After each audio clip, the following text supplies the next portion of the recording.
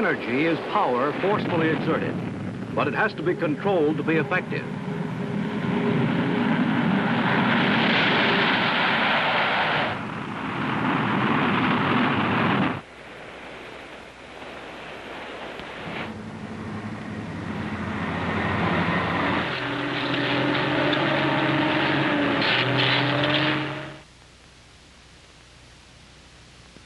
In another film, we learned how generators convert mechanical energy into electrical energy.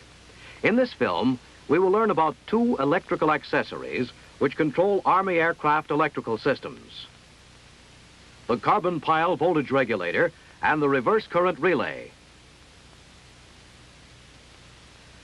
To understand why these units are required, we will briefly review the fundamental principle of generator operation. A voltage is induced in a conductor when the magnetic lines of force between two opposite magnetic poles are cut by the conductor, which moves through the magnetic field. It is a basic principle that the voltage induced is proportional to the number of lines of force cut. In other words, when the conductor cuts slowly across the lines of force, very little voltage is induced. But when the conductor moves quickly across the lines of force, cutting many more lines per second, considerably more voltage is induced.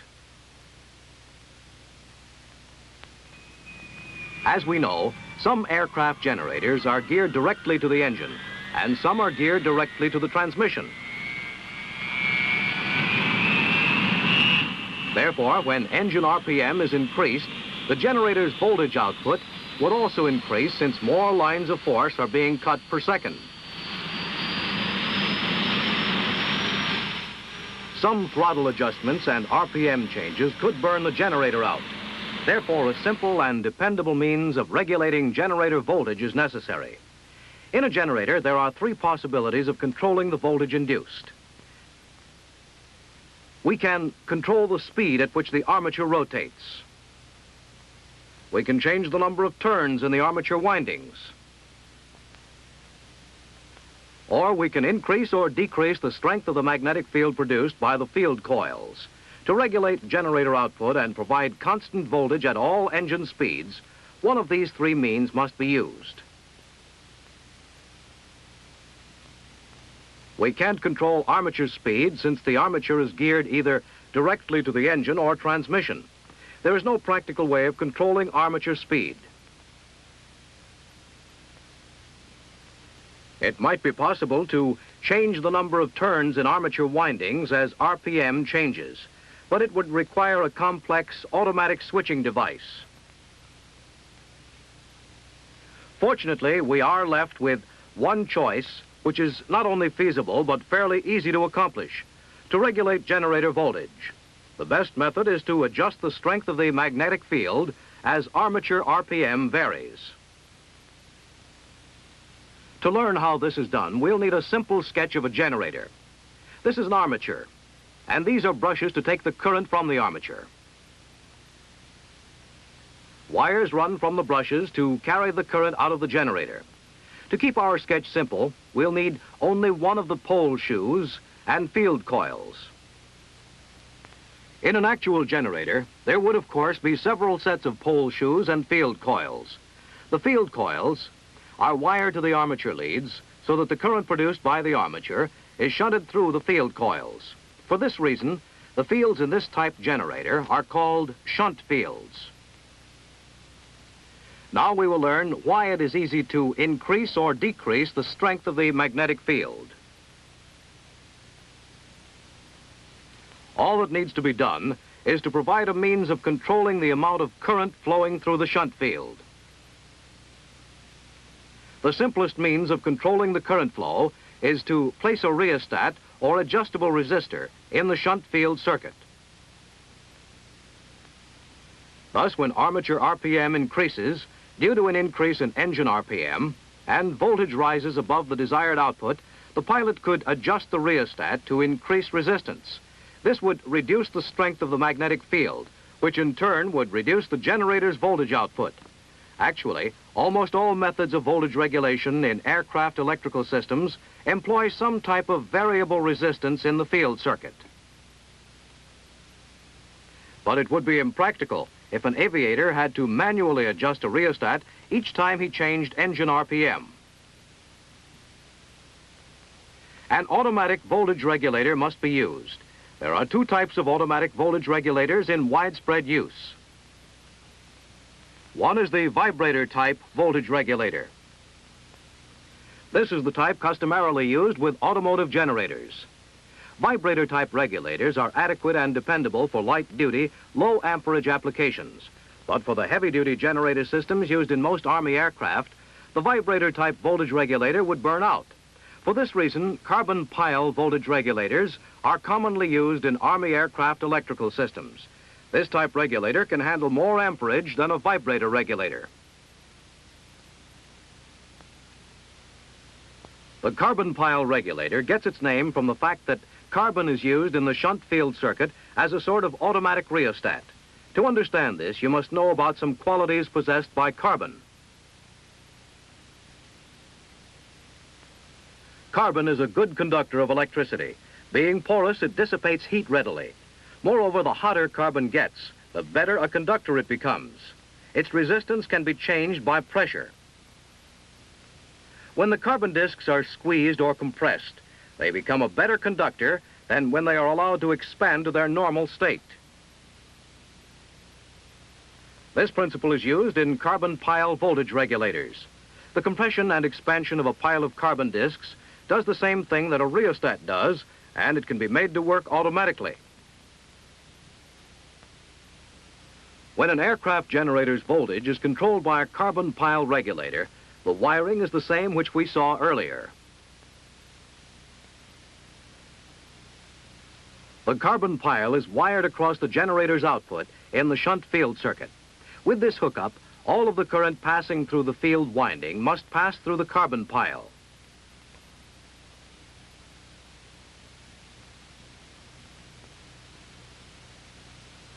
When the flow of current through the carbon pile increases or decreases, the current through the field winding will also increase or decrease.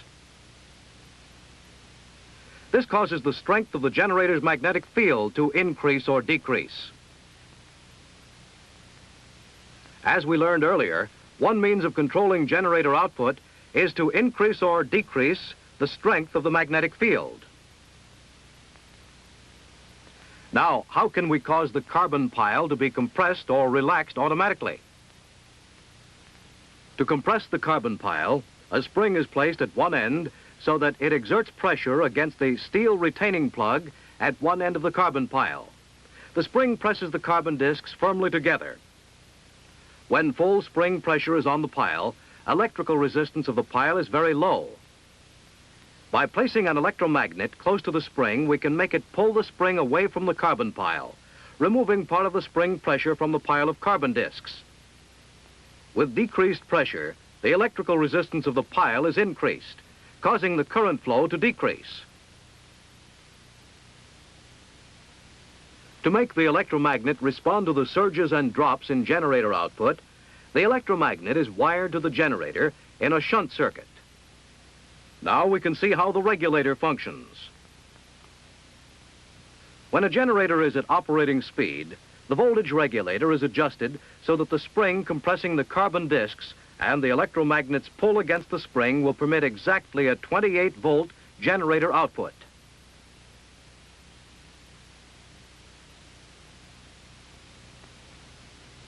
If you speed up the aircraft's engine, generator voltage output will momentarily increase.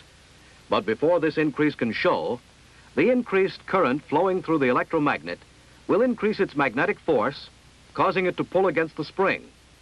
The decreased spring pressure permits the carbon pile to expand. As the carbon pile expands, its resistance increases, causing current flow in the pile to decrease.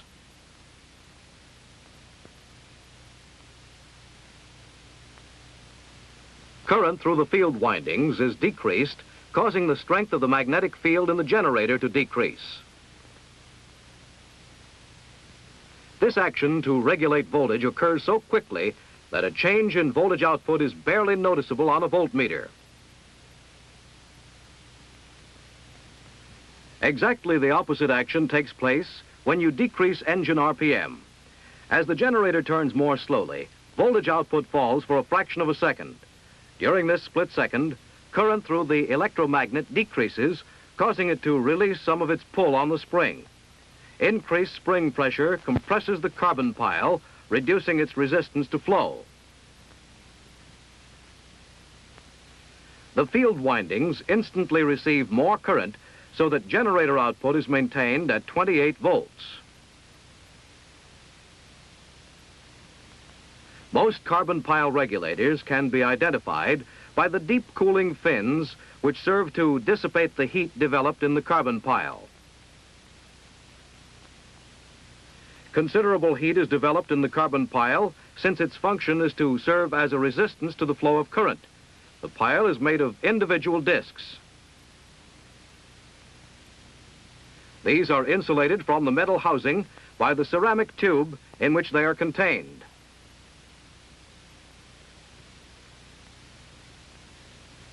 Metal retaining plugs at each end of the pile hold the discs in place.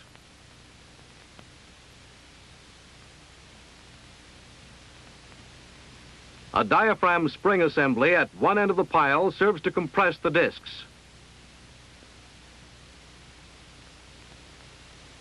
Close to the spring is the electromagnet, which automatically adjusts the pressure applied by the spring as generator output rises or falls.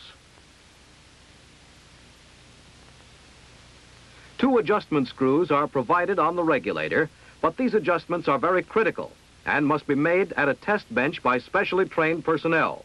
Don't attempt to adjust either of these screws yourself.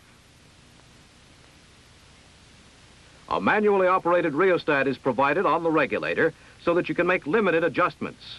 If correct output cannot be obtained with this rheostat, the entire regulator must be replaced. On the base to which the regulator is attached when installed, there are a pair of test jacks to which a precision voltmeter can be connected for checking generator output. On our diagram, we can see that the rheostat is connected to the electromagnet's coil so that it serves to adjust the flow of current to the electromagnet. The carbon pile voltage regulator is an accurate and reliable device. On every flight, it makes hundreds of small adjustments to regulate generator output, yet it is very seldom a source of trouble. In addition to the voltage regulator, every generator system which is used to charge an aircraft's battery, as well as to supply operating power, must have some means of disconnecting the generator from the battery when the battery voltage is greater than generator voltage. Here's what would happen if we did have a hookup like this, with a direct circuit from the battery to the generator.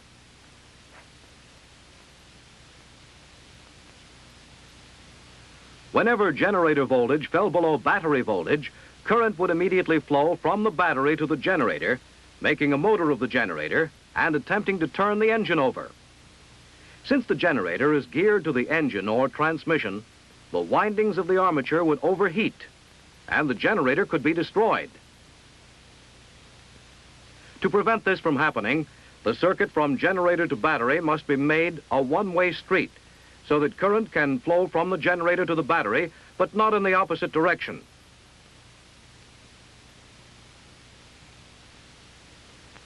To accomplish this, a device called a reverse current relay is used.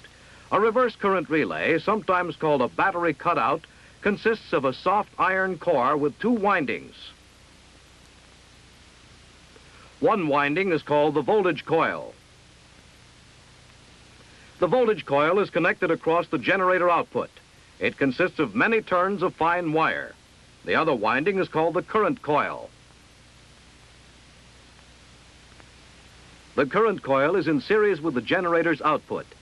Since it must carry the generator's entire load current, it consists of a few turns of thick wire. A set of heavy-duty contact points is located at the end of the core where they can be opened or closed by the magnetism induced in the core. When no current is being produced by the generator, the spring on which the points are mounted keeps the points open. Thus, we see that when the generator is not functioning, there is an open circuit between the battery and generator.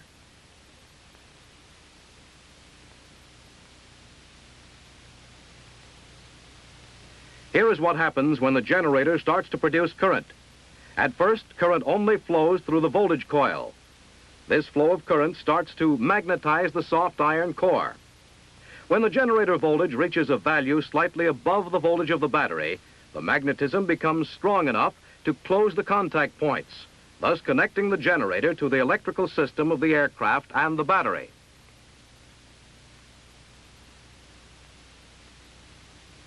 It is important to understand that as long as generator voltage remains higher than battery voltage, the flow of current through the current coil is in the direction which increases the core's magnetism and aids in keeping the points closed. But when the aircraft's engine is slowed down, generator voltage will decrease and fall below the voltage of the battery. When this occurs, battery current starts to flow toward the generator. The flow of current through the current coil reverses and creates a magnetic field which is opposite to the field of the voltage coil. This reduces the total magnetism of the core to a point where the spring is able to pull the points open, disconnecting the battery from the generator. Battery current is thus prevented from reaching the generator when the engine is operating at a low RPM or when the engine is stopped.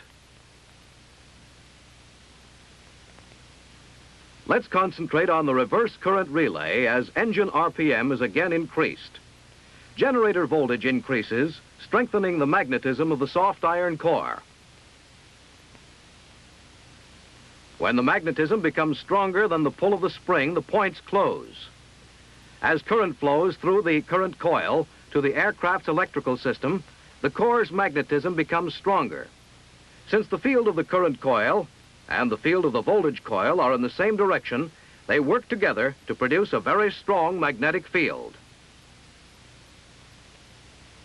As the engine is slowed and generator RPM drops, the points remain closed up to the point where generator output voltage falls below the voltage of the battery. At this moment, current starts to flow from the battery toward the generator. As this current passes through the current coil, it reverses the current coil's field. Now the current coil's magnetism works against the voltage coil's magnetism. The total magnetic field becomes very weak, and the spring pulls the points open, cutting off the flow of current from the battery toward the generator.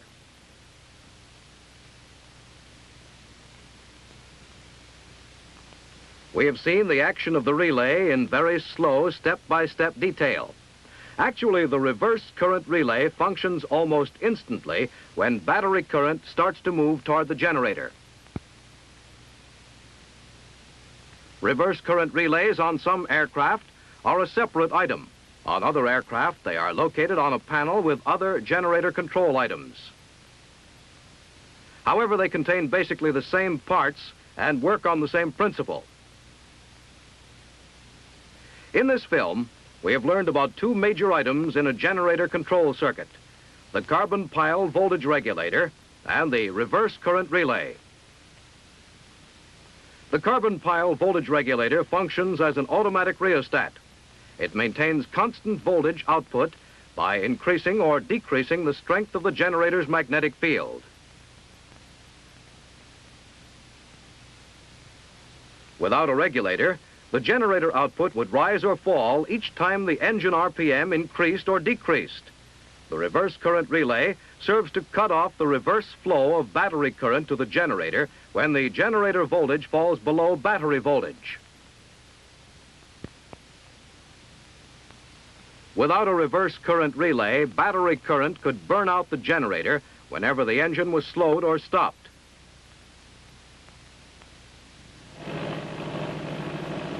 Organizational maintenance and repair on the voltage regulator and reverse current relay consists of inspections, adjustments,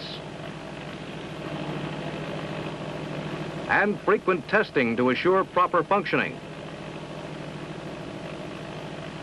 Special details of the necessary tests and frequency are included in the Dash 20 for your aircraft.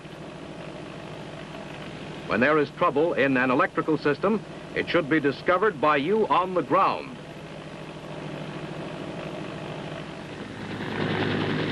Not by an aviator during some critical phase of a flight.